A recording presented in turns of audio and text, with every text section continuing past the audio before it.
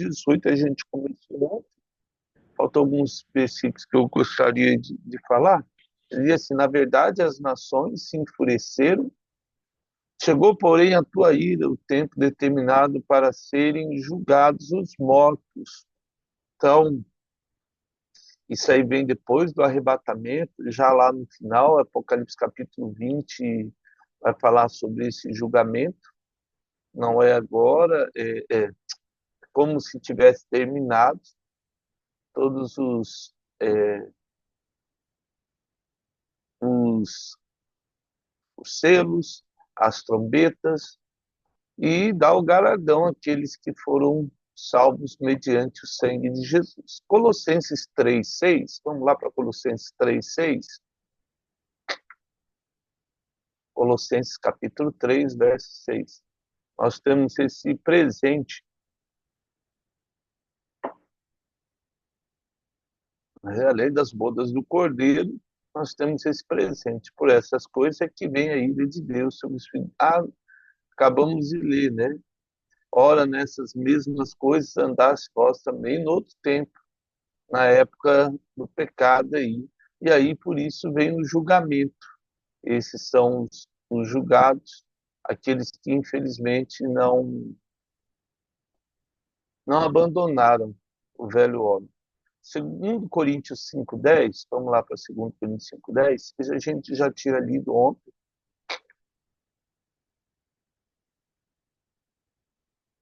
Segundo Coríntios 5, versos 10. Porque importa que todos nós compareçamos aí perante o tribunal de Cristo, para que cada um receba segundo o bem ou mal que tiver feito por meio do corpo. Ou seja, todo mundo vai participar do tribunal de Jesus, todos, os bons e os ruins. A gente já viu a separação lá em Mateus, né? Dos cabritos, das ovelhas, os que fizeram o bem. Mas quem faz o bem, senão aqueles que temem o Senhor, né? Na verdade, é o Espírito Santo que nos constrange a fazer o bem. Então, assim, tudo isso vem do Senhor. Gálatas capítulo 6, vamos lá para Gálatas 6, 7, 8. Então, todos nós vamos comparecer. Quando diz aquele ditado que todos os caminhos levam até Deus, é uma verdade, né? Só que nem todos os caminhos garantem uma vida na eternidade com Cristo, ou outras na eternidade no inferno, infelizmente. Gálatas capítulo 6, o verso 7, ele diz assim: ó, não vos enganei, de Deus não se zomba, pois aquilo que o homem semear, isso também se fará.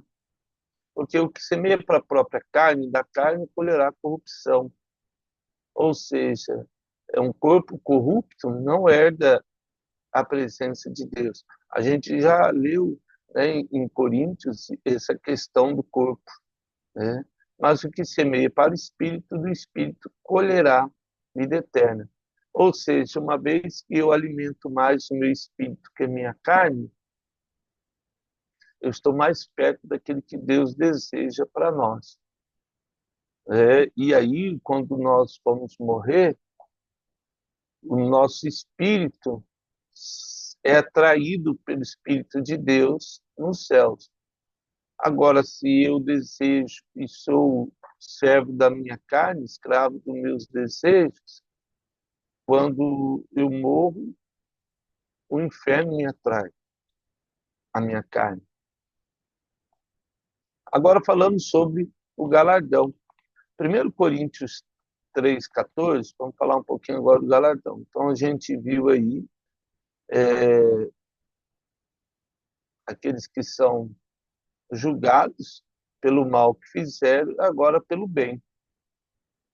O verso 14 diz assim: se permanecer a obra de alguém que sobre fundamento edificou, esse receberá um galardão. O que é o galardão? O galardão é a autoridade dada por Deus àqueles que são salvos, assim.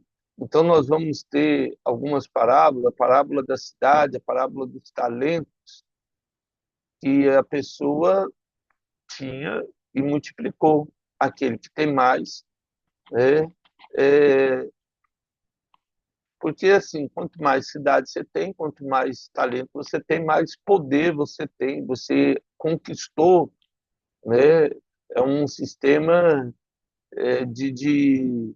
O galardão é legal. Duas coisas que a gente tem que entender. A salvação é um presente de Deus, né?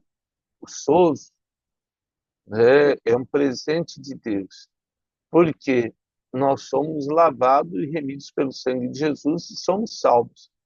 Nada que eu faço me dá salvação, ou deixo de fazer, porque Romanos diz que nenhum homem buscou a Deus, nenhum sequer, né? Todos se extraviaram e carecem da glória de Deus. Ou seja, e Efésios vai dizer que a salvação não vem pelas obras, é um presente de Deus. Agora, o galardão, uma coisa bem legal, porque o galardão ele tem a ver com a nossa santificação, é uma meritocracia. Ou seja, a salvação não, você é salvo.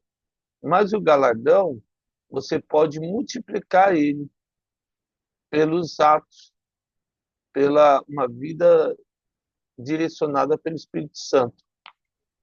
Agora vamos lá para 2 Timóteo 4:8. Então, 2 Timóteo 4:8, o verso 8, isso. Já agora a coroa da justiça me está guardada, o qual o Senhor reto juiz me dará naquele dia. Que dia? No dia do tribunal, lá no dia que nós chegarmos na presença do Senhor. Apocalipse 20. E não somente a mim, mas também a todos quanto amam a sua vinda. A vinda de quem? De Jesus. Né? Ou seja, a Apocalipse 2, 3, a gente viu a respeito das igrejas. E para cada igreja, ele deu um presente, né? Coroa da vida, que se alimente da árvore da vida, que vestes brancas, uma pedrinha, e assim por diante. Então, quando nós chegarmos no céu, vamos participar das bodas do Cordeiro. É como um casamento. É um casamento, na verdade, entre Jesus e a noiva dele, que é a igreja. E depois do casamento, você ganha os presentes. Esses presentes foi Deus que deu e a gente vai abrir os presentes lá no céu e vamos ganhar tudo isso. Os presentes estão lá em Apocalipse 3 e 4, 2 e 3, nas igrejas. Agora vamos para Colossenses 2:10. Colossenses capítulo 2, verso 10.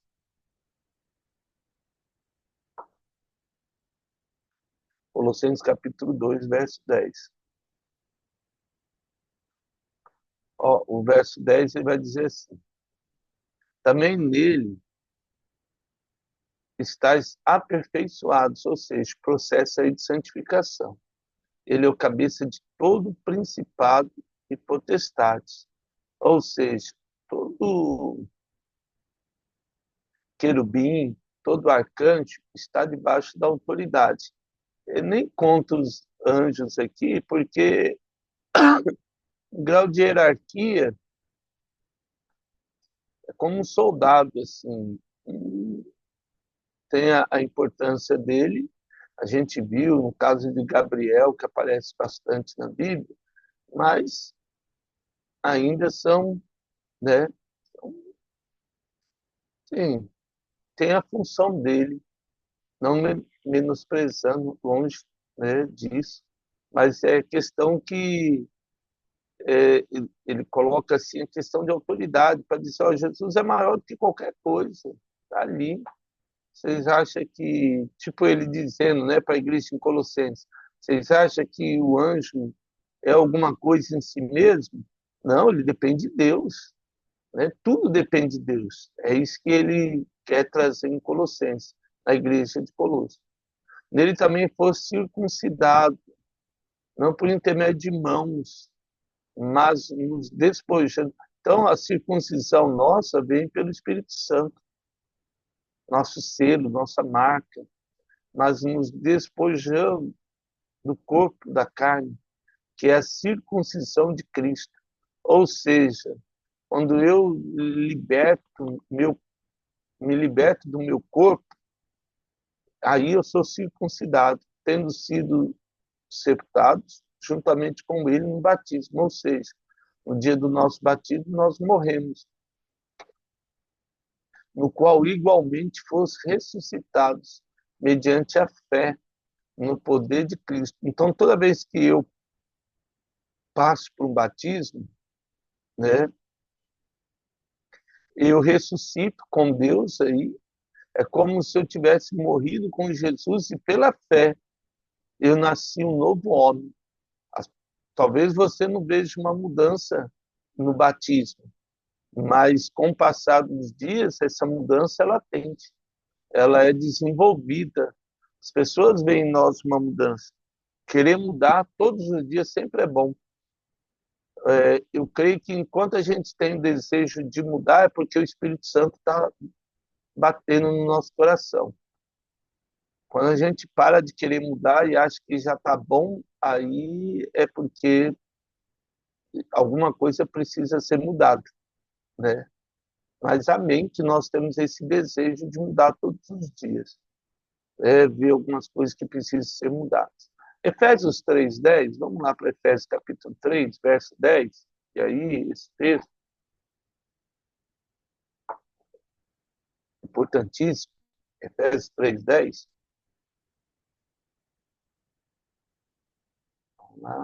olha só, para que pela igreja, um dos textos mais importantes da igreja é Efésios 3:10, para que pela a igreja, multiforme sabedoria de Deus se torne conhecida agora dos principados, potestades, nos lugares celestiais. Então, assim, tudo que se pode saber da presença de Deus está agora escrito na Bíblia, completa. E Satanás não sabia disso, os anjos caídos não sabiam disso. É importante isso, porque Efésios vai trazer isso. Eles só souberam que eles não poderiam ser igual a Deus e não poderiam revelar a glória de Deus depois da igreja.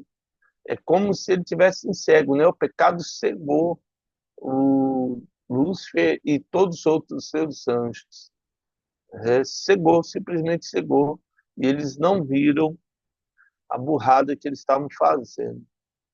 E eles descobriram isso depois, e isso trouxe sobre eles um ódio ainda maior pela humanidade, né? Um ódio infame aí pela humanidade, um desejo de matar, roubar e destruir de qualquer maneira, né? É aquela pessoa egoísta, né? Eu não tenho, ninguém mais tem. Vou destruir tudo, né?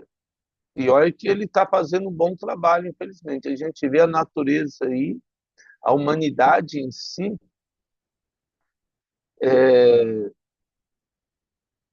está complicado. Que Deus nos alerte aí. Vamos lá para João 5:25. Evangelho de João, capítulo 5, verso 25. Só para a gente terminar essa parte aí do galardão, né? Aí eu vou. Tem muitos outros, né? Só para 5:25. Isso. Em verdade, eu digo que vem a hora, já chegou, em que os mortos ouvirão a voz do Filho de Deus, e os que ouvirem viverão. A gente já leu esse texto. Na verdade, já lemos vários, né? Agora, os servos do Senhor, profetas, aí, Romanos 1:1, vamos lá para Romanos 1:1, depois a gente lê, né, Romanos 1:1. Então, um texto aqui. Paulo, servo de Jesus, chamado para ser apóstolo, separado para o Evangelho de Deus, né, o qual foi por Deus outrora prometido por intermédio de seus profetas nas Sagradas Escrituras. Deus prometeu que ia vir, prometeu que ia trazer a igreja, prometeu que virá a segunda vinda. Então nós aguardamos, né, a volta do Senhor Jesus. Só para a gente, segundo Tessalonicenses 2:13, né, falando aí dos santos, segundo Tessalonicenses 2:13,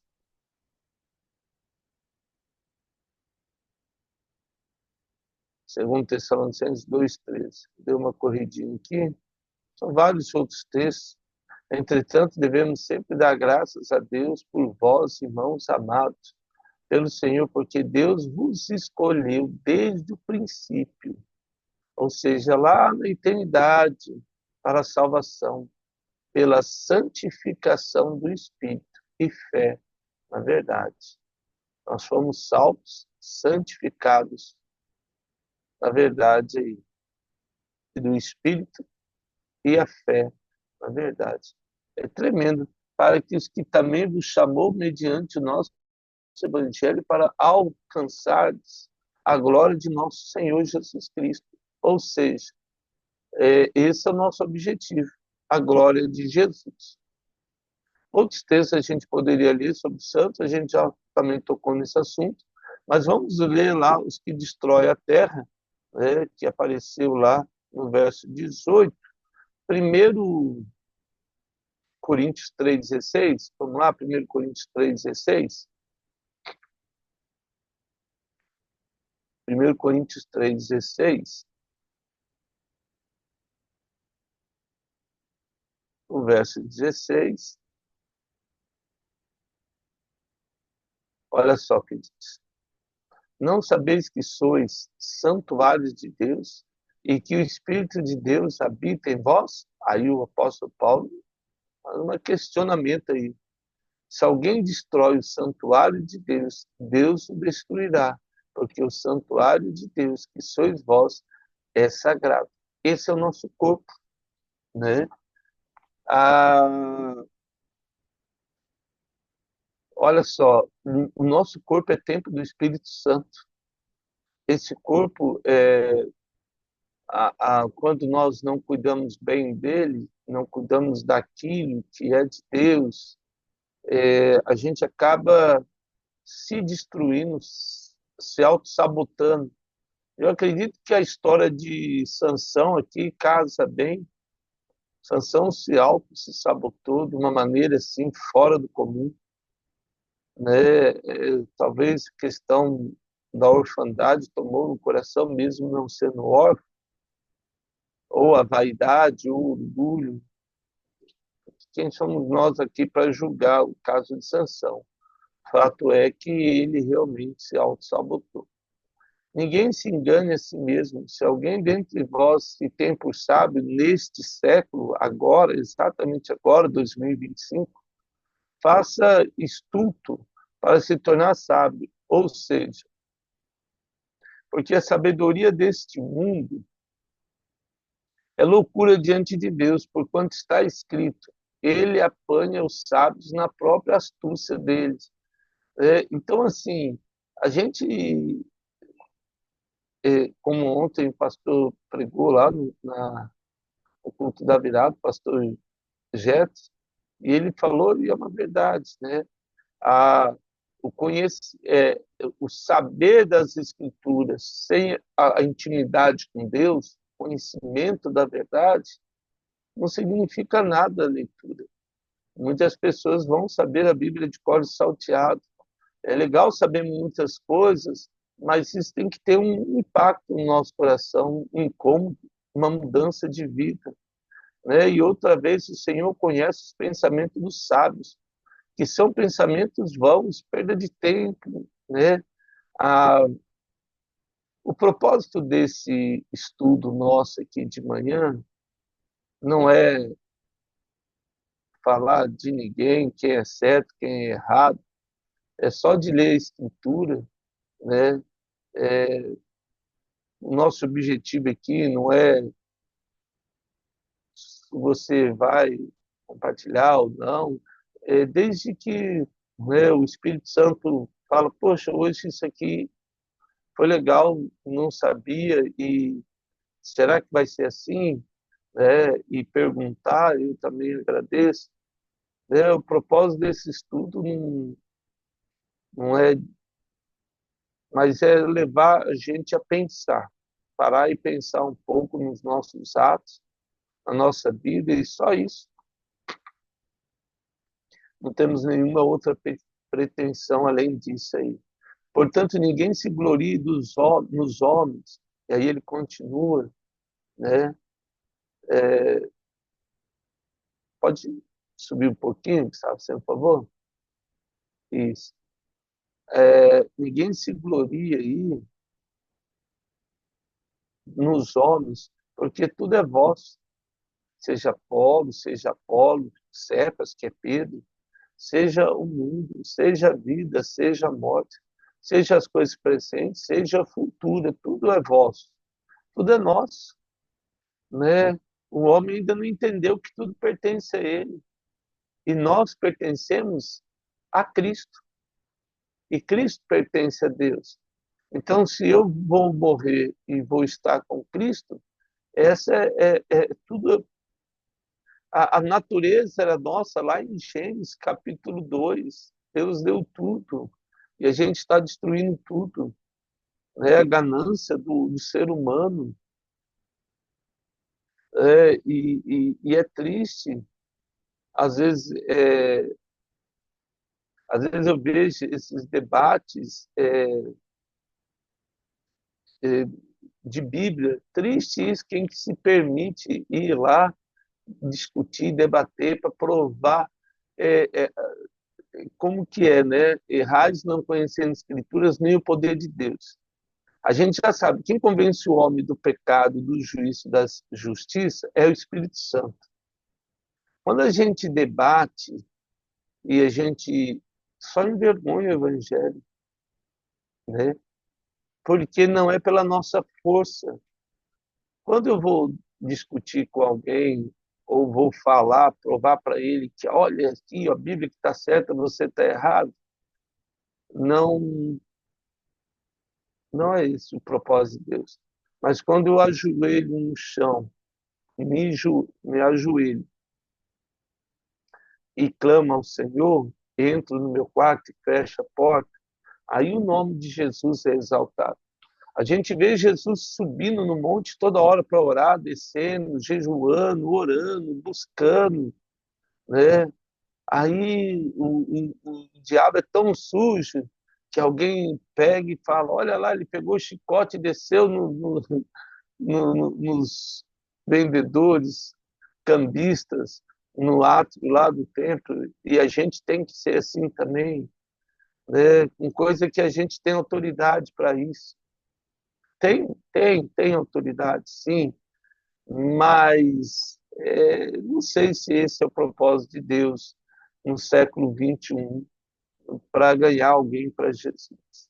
Não vai ser uma lei dizendo que a pessoa pode ou não pode, a gente já viveu isso, né? Tanto é que a lei não deu certo, que Jesus veio para mostrar que a lei não tem força para salvar alguém, só para mostrar que ela está errada. Então, toda lei é assim, só existe uma lei que não pode atravessar um sinal vermelho porque aquilo lá faz mal e a lei, ó, se você atravessar, você vai ganhar uma multa. Quando você passa o sinal verde, você não ganha um presente, né? Devia ganhar um desconto, né? Você vê, a lei ela sempre traz esse pesar, né? Não traz gratificação. Jesus trouxe um presente. Nós vimos aí o galardão. Ou você é salvo, isso é mérito de Deus. Amém. mas mesmo sendo mérito meu, diz Deus, eu vou te dar um presente. Olha só, ó, a gente ganha um presente por fazer algo que a gente não queria, que era o certo. Isso é tremendo. É um presente de Deus, que tem ali o galardão, né? Além da salvação, que é um presente imerecido, assim, inconcebível de entender, ainda assim a gente tem, né, esse presente. Vamos lá para Jeremias 51, 52, né, senão me empolgo. Jeremias 51, 52. Jeremias capítulo 51, falando ainda daqueles que destrói a terra. E a gente já viu isso, que o povo foi para o cativeiro, porque durante 490 anos não celebrou o sabate, não deixou a terra descansar. É aquele ano que a terra era para descansar, ele não deixou. Deus falou, pelo amor de Deus, gente, vocês são muito gananciosos. O maná era assim, você colhia o maná 6 dias, no sétimo você devia descansar, e no sexto dia pegar maná dobrado. Deus vai sustentar, não vai ser trabalhar de segunda a segunda que a gente vai prosperar. Jeremias 51, 52, ele vai dizer assim, ó, portanto, eis que vem dias, diz o Senhor, em que castigarei as suas imagens de esculturas, e gemerão os traspassados em toda a sua terra, né? Então, tudo que a gente viu aí, as trombetas, o selo, a terra, morte aqui, morte ali, tudo isso aí, né, foi consequência nossa aí, do nosso pecado. Não desanima aí. Vamos para Salmos 2. Eu vou ler. Vamos ler Joel. Desculpa, vamos ler Joel 3, 9, 13. Joel, nossa, achei que vou querer terminar o verso 19. Vou tentar aqui. Joel 3, 9, 13. Joel 3, 9. Isso. Proclamar isso entre as nações. Apregoai guerra santa e suscitai os valentes. Cheguem-se e subam todos os homens de guerra. Forjai espadas das vossas redes, de arado e lanças das vossas podadeiras. Digo fraco, eu sou forte, né? Todos nós aí somos convocados para essa batalha. Agora, uma coisa importante, o verso ele continua, né? Forçai vossas redes, arados, né? Digo forte, fraco, sou forte. E aí, sobe só um pouquinho, por favor. Isso. Aí, apressai-vos e vinde a todos os povos em redor, e congregai-vos para ali. Ó Senhor, faze descer os teus valentes. Levantam-se as nações, sigam para o vale de Josafá, a grande batalha do Armagedon, porque ali me assentarei para julgar todas as nações em redor. Aí ele continua. Lançai, pois, porque está madura a seara, né? Como diz Jesus, olha aí, a colheita está pronta. Vinde pisar, porque o largar está cheio. Os seus compartimentos transbordam, porquanto a sua malícia é grande. Multidões, multidões no vale da decisão. É hora de decidir, porque o dia do Senhor está perto no vale da decisão. O sol e a lua se escurecem, e as estrelas retiram o seu resplendor. Todo mundo fugiu da presença de Deus. O Senhor brama, Sião, e se fará ouvir de Jerusalém, e os céus e a terra tremerão, mas o Senhor será o refúgio do seu povo e a fortaleza dos filhos de Israel. Saberás assim que eu sou o Senhor vosso Deus, que habito em Sião, meu santo monte, e Jerusalém será santa. Estranhos não passarão mais por ela. Amém. Uma vez ali, né, na graça de Jesus, é que assim, o que a gente tem que entender? Eu queria ter lido o verso 19 de Apocalipse, mas não vai dar. Só para a gente entender aqui. As 70 semanas de Daniel é um trato com relação a Israel, não é um trato com a igreja. O trato com a igreja é o Espírito Santo, a graça de Jesus. Saber disso é importante, mas não vai mudar. A gente vai saber o que vai acontecer. Deus permitiu saber o que vai acontecer no futuro e a gente é curioso, quer saber mesmo, né? A questão não é essa. A questão é que, durante a tribulação, Deus tem um trato com Israel, em especial, porque a gente vai descobrir lá no céu. O fato é que essa cidade, durante o milênio, a gente vai ver um pouco do milênio, e depois também, as pessoas vão continuar casando e tendo filhos, e vão viver eternamente como era lá no jardim.